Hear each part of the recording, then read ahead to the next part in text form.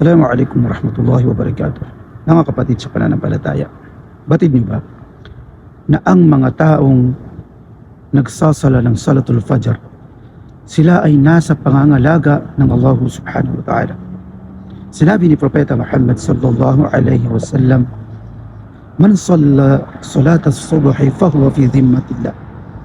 Na sino man, sinabi ni Propeta Muhammad sallallahu alaihi wasallam, sino man sabi niya, ang nagsasala o nagdarasal Salatul Fajr, Salatul Subh, Salatul Fajr, siya po ay nasa pangangalaga ng Allah subhanahu wa ta'ala.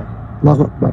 Kahit mga kapatid sa Islam, kapag ang tao ay nasa pangangalaga na po ng Allah subhanahu wa ta'ala, ay bawal ka po pinsalain. Hindi ka po marapat pinsalain ng mga tao. Dahil sa sino man ang pipinsala sa iyo,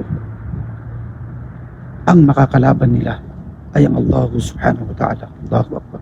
Kahit mga kapatid sa Islam, pangalagaan po natin ang ating mga pagdarasal. Hindi lamang po ang Salatul Fajr, bagkus ang 5 beses na obligadong pagdarasal.